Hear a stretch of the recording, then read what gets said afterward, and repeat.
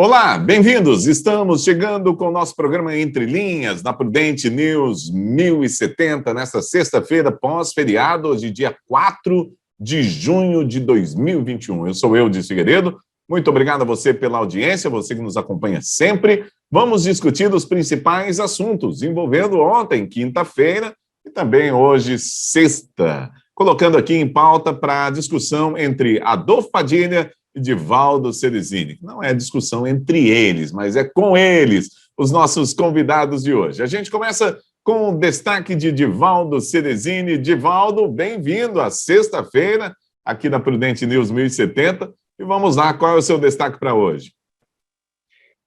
Sextou novamente, né? Segunda a sexta, um grande abraço para o nosso amigo Jonatas Caetano, que diz que hoje é o Dia Internacional da Felicidade Sem Motivo, né? Um abraço, Jonatas.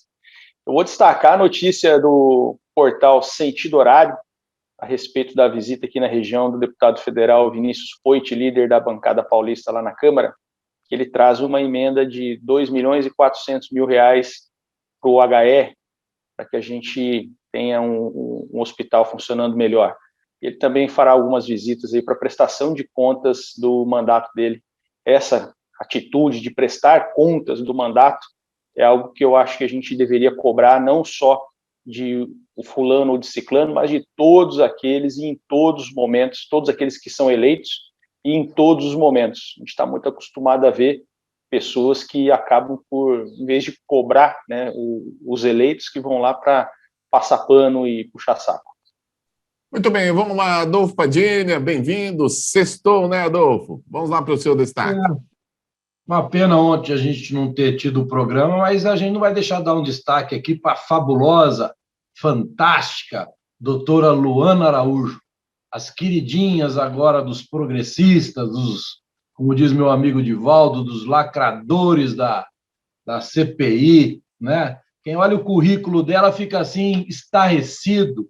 Uma médica que terminou a residência médica dela em 2010, em 2012 a 2019 atuou como pianista, né? Nunca foi cientista, mestrado prático de 1 ano, enquanto nós temos a incompetente doutora Anice, né? Mestrado e doutorado na USP, 40 anos de experiência, reconhecida internacionalmente. Sabe qual é a diferença das duas? A doutora Luana Araújo agradou os ouvidos do circo da CPI ao se dizer contra o tratamento precoce. É o Brasil e a CPI que a gente não merece, né?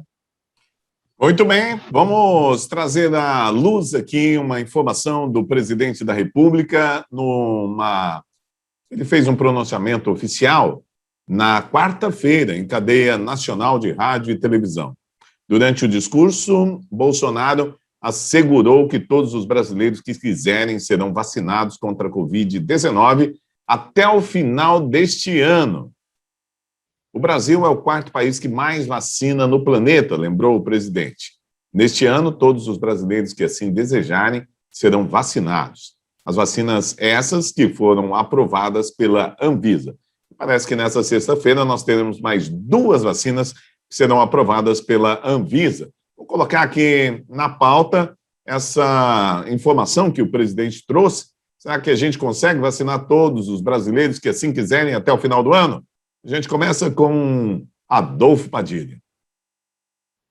Olha, é a surpresa para aqueles que torcem pelo vírus, né? É a surpresa para aqueles que ainda alimentam aquela narrativa que o Brasil demorou para negociar, que o Brasil demorou para comprar, sendo que o Brasil comprou no momento que tinha que comprar, dobrou o número do pedido quando refez com a Fiocruz, assim dito até pelo presidente da Fiocruz, e está aí como o 4º país que mais vacina no mundo, perdendo ainda só para quem fabrica imunizante, por enquanto, né? Porque numa tacada estratégica, a Fiocruz vem aí com independência para produzir vacina, e o Brasil, não só agora, mas o governo federal investindo nesse tipo de produção, nesse tipo de pesquisa, para os vírus futuros que devem vir, como estão dizendo que vão vir, o Brasil vai ter a sua independência na produção de vacinas, estudos, pesquisas.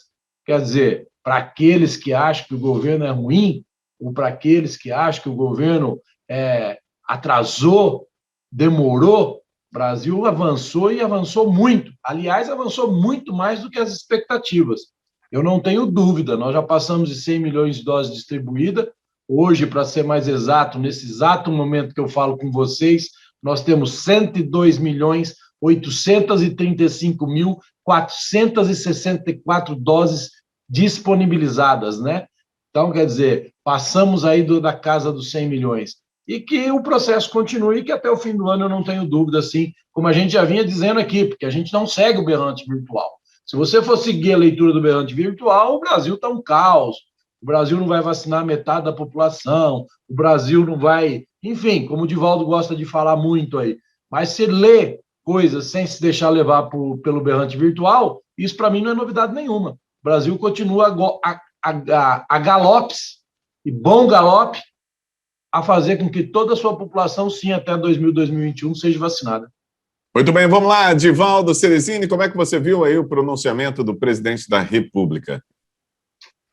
As falas do presidente da República, né, ao contrário do que o nosso colega disse, não são novas, elas são bastante antigas, né? De fato, existem contratos na casa das 500 milhões de doses de vacinas, o que é suficiente para imunizar a população brasileira como um todo. A grande questão que se tem é a constante mudança do cronograma de vacinação em razão da ausência de vacinas, né? Nós já estamos cada vez mais indo para frente, até que nós tivemos aí um anúncio do Bolsonaro de vacinar todo mundo até dezembro. Como não poderia deixar de ser, o João Dória foi lá para dar uma notícia que lhe favorecesse e anunciou que em São Paulo será em outubro. Então, isso não passa, no meu entendimento, de mais um episódio dessa briga entre os dois. Vacinou tarde, sim, poderia ter mais doses, nós poderíamos ter mais até o meados do ano agora, no mínimo 40 milhões de doses, poderíamos estar proporcionalmente muito mais vacinados, poderíamos estar proporcionalmente na elite da vacinação, porque é sempre importante a gente lembrar, somos o quarto em vacinação, sim, infelizmente também estamos lá para cima com o segundo de morte, infelizmente estamos também lá para cima na questão de contágio.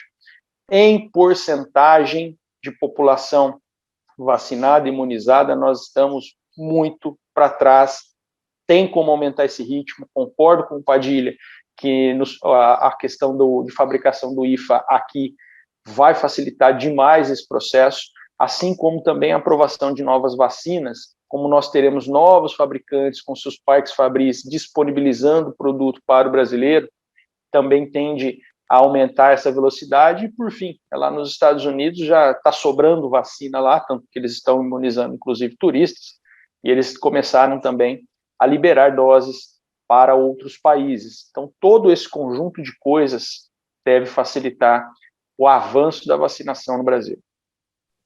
Muito bem, vamos lá. Padilha pediu a palavra. Padilha, vamos lá, com você. O Edivaldo ele é totalmente equivocado em tudo que ele fala quando é do interesse dele.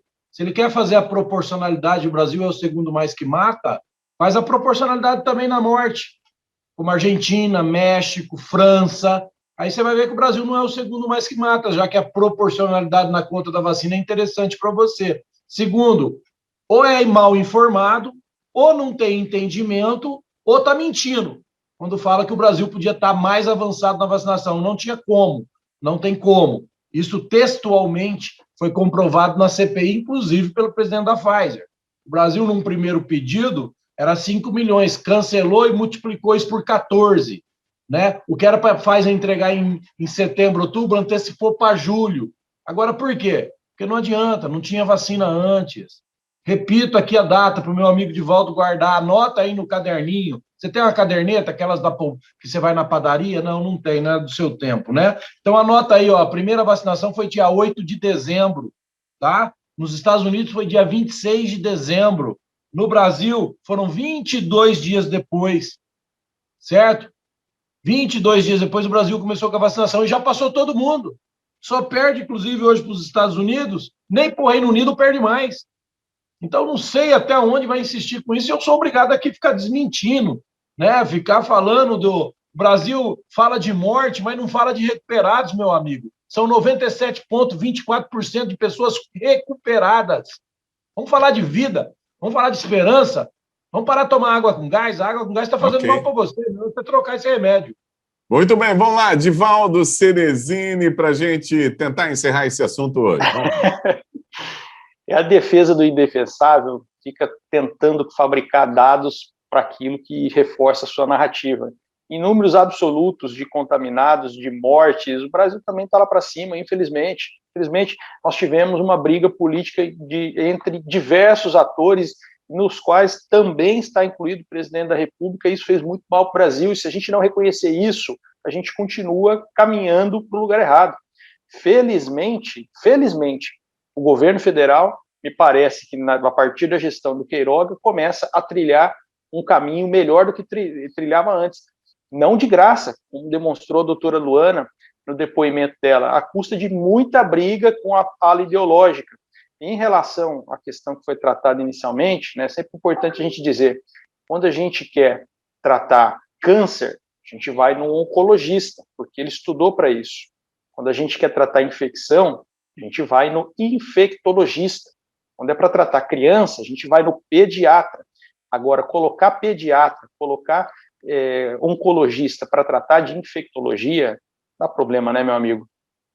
Muito bem, vamos lá para o nosso segundo assunto desse primeiro bloco. Olha, um relatório especial da revista britânica The Economist foi publicado ontem, quinta-feira, afirma que o Brasil vive hoje, entre aspas, tá? Sua maior crise desde o retorno à democracia em 1985, fecha aspas, e atribui a maior parte dos problemas ao governo do presidente Jair Bolsonaro.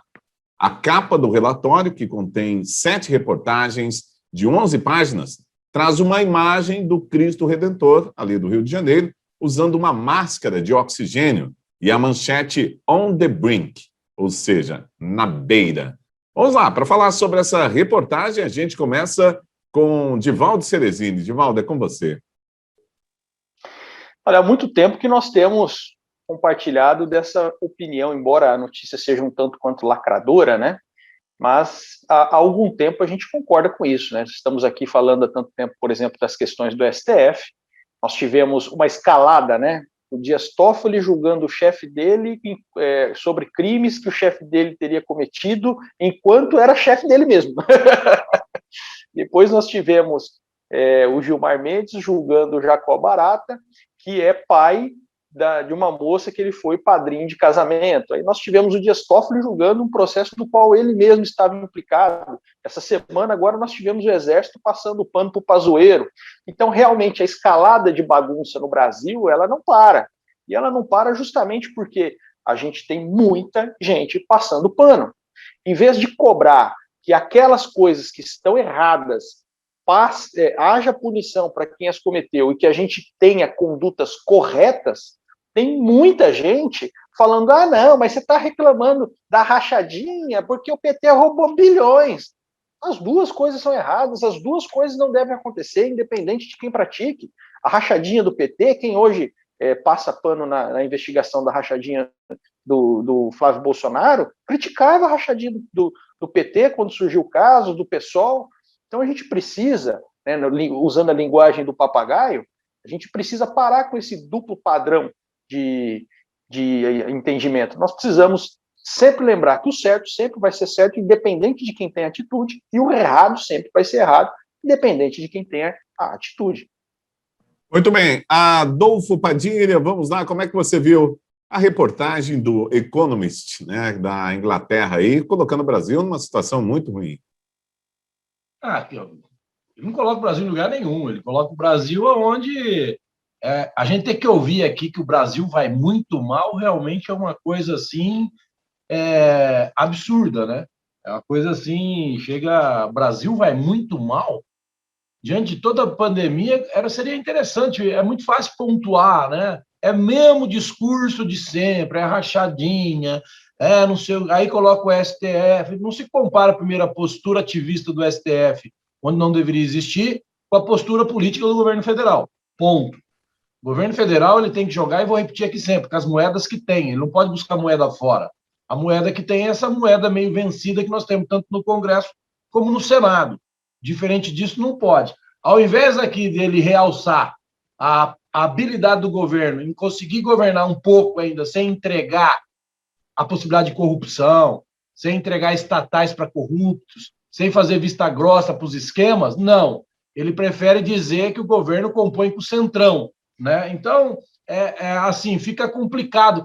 A dor de cotovelo e a falta de aceitação esportiva, porque perdeu as eleições, pega desde o petista mais radical até os que ficam em cima do muro, que nem meu amigo aqui, Divaldo. Que o Divaldo ele navega numa linha tranquila de ficar em cima do muro. Ora tira para o lado de lá, ora tira para o lado de cá. Mas não olha para o próprio umbigo daqueles que ele defende da política. Então fica complicado, porque você começa a avaliar o seguinte: é muito fácil falar, é muito fácil apontar. Mas reconhecer os méritos também é uma virtude.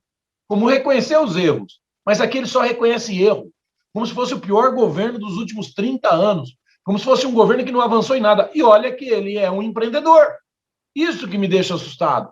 Porque pessoas como ele, que são empreendedores, tinham que ter uma visão um pouco mais macropolítica da situação, onde envolve a macroeconomia, onde envolve o desenvolvimento, onde envolve as possibilidades, né? Mas não. É muita crítica para muito silêncio em anos anteriores. É esse o meu ponto de vista. Sobre o Economist, fez um artigo, deve ter sido algum ideológico de esquerda, usando aí nosso Cristo Redentor com oxigênio, e não lembrando que lá onde ele está, a sede dele, a coisa pode estar pior do que aqui, né? Muito bem, vamos lá. Divaldo Ceresini pediu a palavra. Vamos lá, com você. Pois é, meus amigos, vocês acabaram de assistir aquela volta, dá aquele monte de volta para passar um pano em algo que nem estava no assunto. Mas infelizmente isso acontece, né? Nós precisamos, sim, reconhecer as coisas boas, e nós temos reconhecido as coisas boas. Mas nós não podemos passar o pano nas coisas ruins, porque se isso acontecer, nós já tivemos o exemplo aqui do lado, na Argentina, recentemente, eu cito isso toda vez. Nós precisamos sempre cobrar dos nossos políticos que eles trabalhem em favor da sociedade. Existem coisas boas que foram feitas? Existem, mas existem assuntos tangenciais que foram trazidos para o centro do debate, enquanto coisas que deveriam estar no centro do debate estão largadas de escanteio. Nós temos questões importantíssimas, como reforma tributária, como reforma política, como reforma administrativa, que nunca são encaradas com seriedade. É importante discutir radar? É importante. É importante dar voucher de diesel? Não, não é importante. É importante isentar motocicletas de pedágio para aumentar o pedágio de ônibus, caminhão e carro? Não, não é importante. Então, vamos trazer os assuntos importantes para o centro do debate e, se der tempo, a gente debate esses assuntos tangenciais. Muito bem, vamos lá. Adolfo Padilha pediu a palavra. Adolfo, vamos lá com você. E quem dá cambalhota sou eu, né? Olha a justificativa, liberar pedágio de moto para aumentar de carro e de ônibus. Cara, não dá. O Brasil não dá. Realmente, alguns caras têm que ser estudados pela NASA. Só isso que eu vou comentar. Muito bem, olha, pessoal, nós vamos para um rápido intervalo e a gente volta daqui a pouco com mais Entre Linhas na Prudente News 1070, também nas redes sociais. Muito obrigado a você que sempre nos acompanha. A gente volta já já.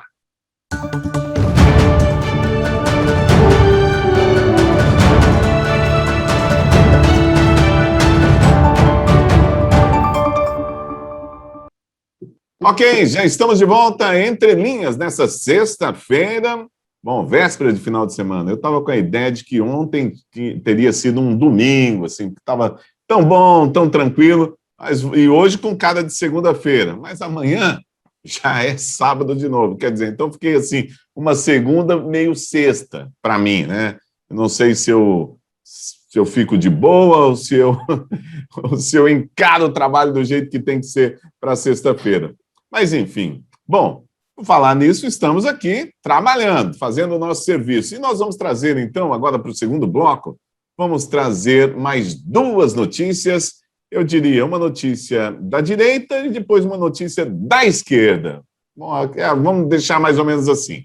Primeiro, essa notícia que está na revista Oeste, online, a gente está trazendo aqui uma informação dos Estados Unidos. Olha, O chefe do Instituto Nacional de Alergia e Doenças Infecciosas dos Estados Unidos, Anthony Fauci, teve mais de 3 mil e-mails divulgados pelo site BuzzFeed. Nas mensagens, o médico mais importante no combate à Covid no país reconhece que o uso de máscaras não é tão eficiente para conter a doença. Bom, e aí o restante da reportagem, fui ler essa reportagem assim, com muitos detalhes para ver que esse mesmo, o Fauci, ele mesmo recomendou o uso de 2 máscaras no passado e disse que foi por conta de ser pressionado por um senador e médico, Raul Paul, e confessou que a recomendação para utilizar o adereço é mais um simbolismo do que pelo resultado concreto.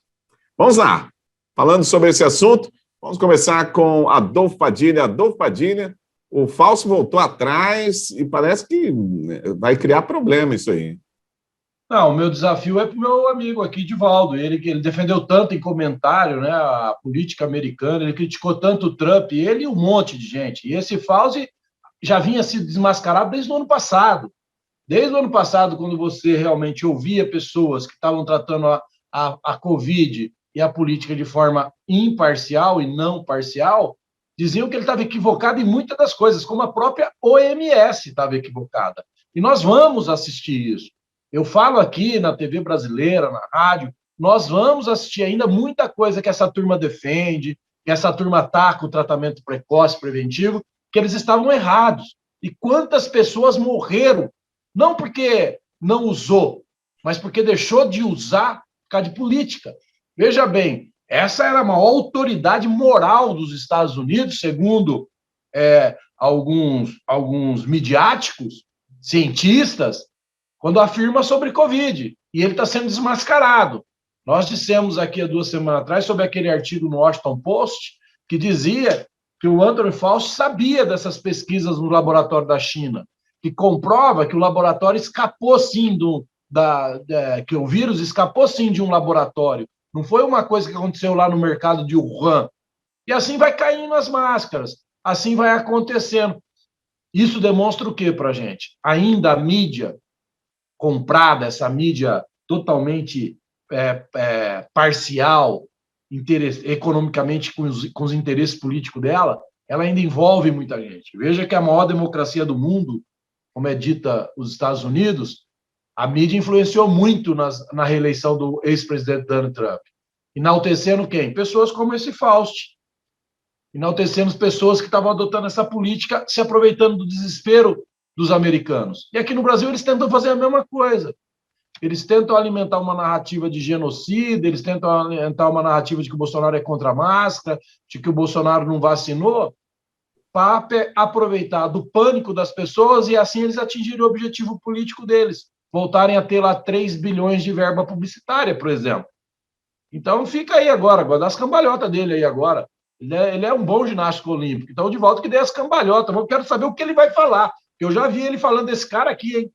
Ele quase indicou esse cara para o Prêmio Nobel. Fica com a bola agora aí, Divaldo. Muito bem, eu vou passar para o Divaldo Cerezinho. Divaldo, como é que o cara sai do uso de 2 máscaras para nenhuma ineficiência? Vamos lá.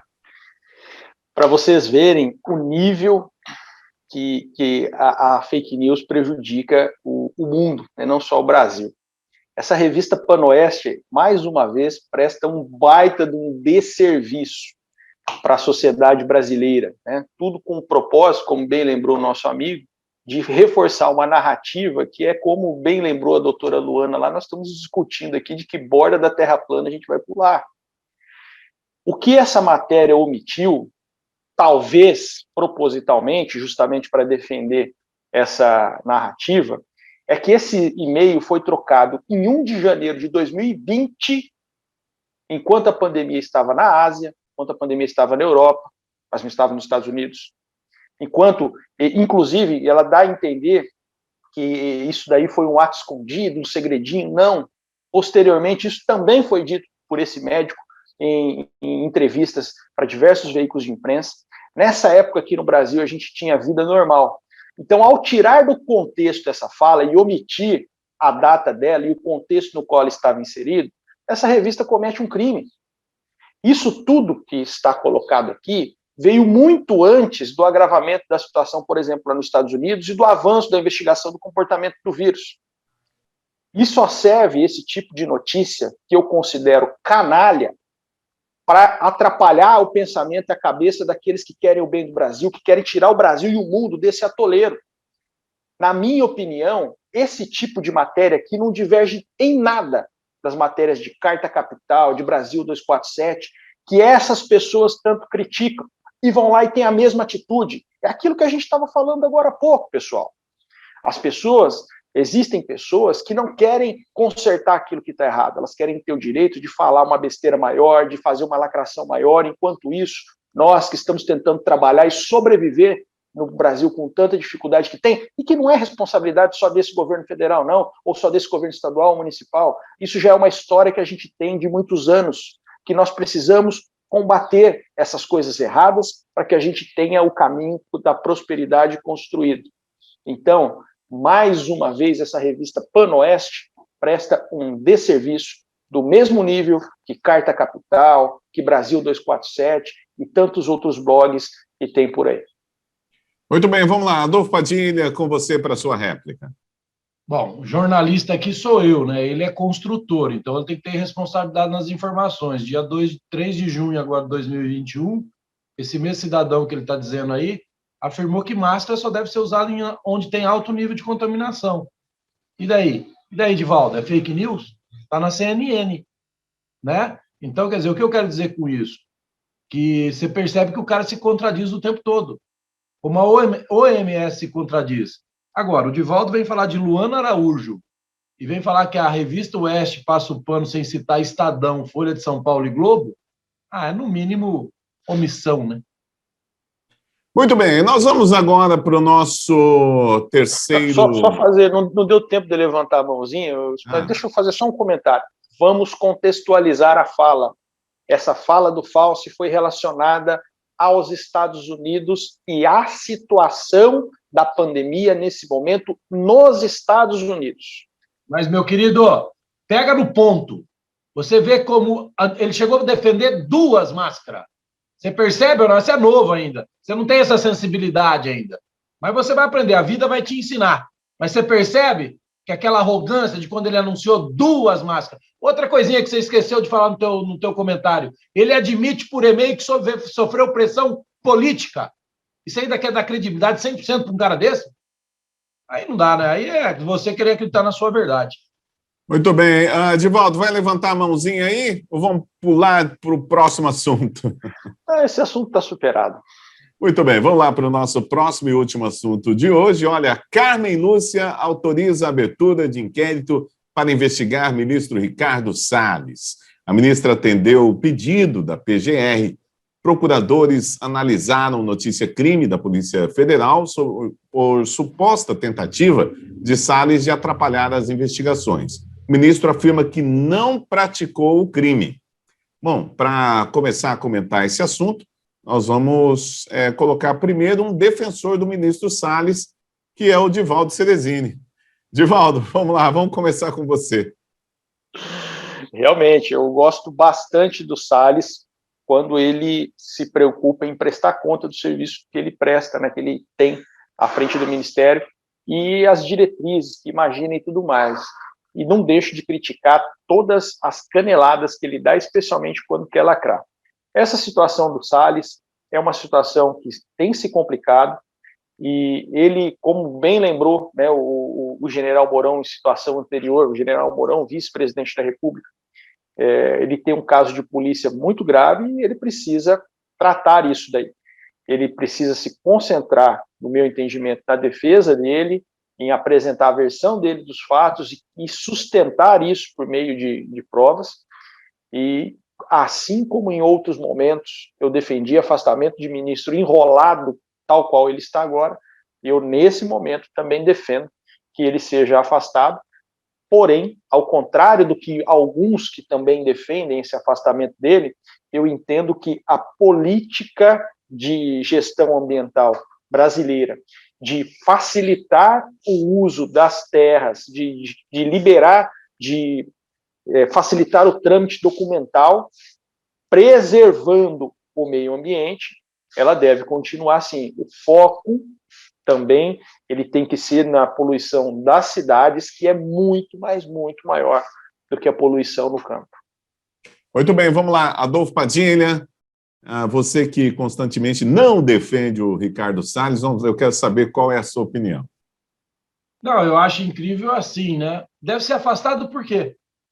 É a pergunta que eu deixo no ar. Porque existe denúncia da rede, porque existe denúncia do PT, porque existe denúncia da Marina Silva, é por isso que deve ser afastado. Quer dizer, aos membros do governo federal cabe a culpa sem direito de defesa, cabe a condenação sem direito do processo legal.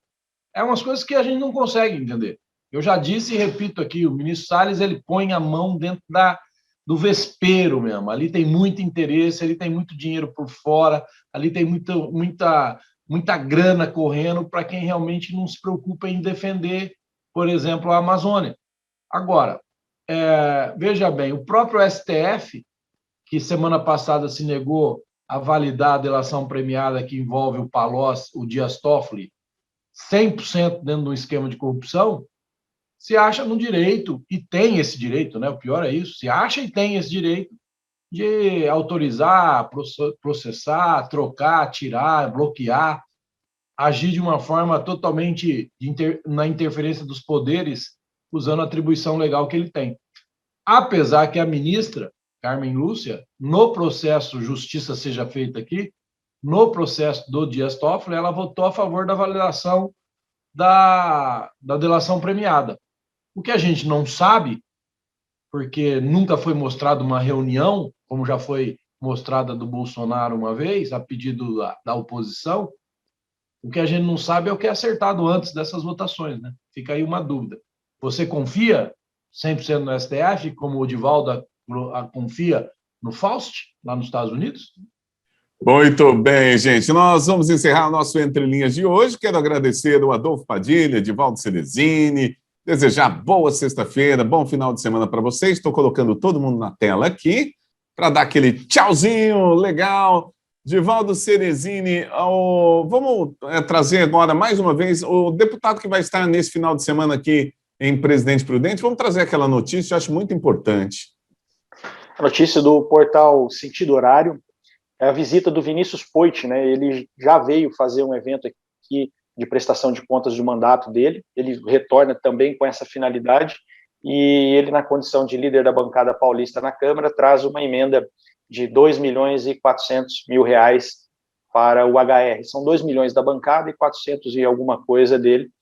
E isso daí também está noticiado na coluna Plantão do jornal O Imparcial, e ele tem essa reunião depois de prestação de contas de mandato e também de coleta de demandas, né, da região. E amanhã cedo ele tem uma reunião com produtores rurais aqui da região também. Muito bem, tá aí. Nós estamos encerrando o nosso Entre Linhas de hoje. Grande abraço para todo mundo. Nos falamos na segunda-feira, na TV Brasileira e também na Prudente News 1070. Valeu, gente. Grande abraço. Até o nosso próximo encontro.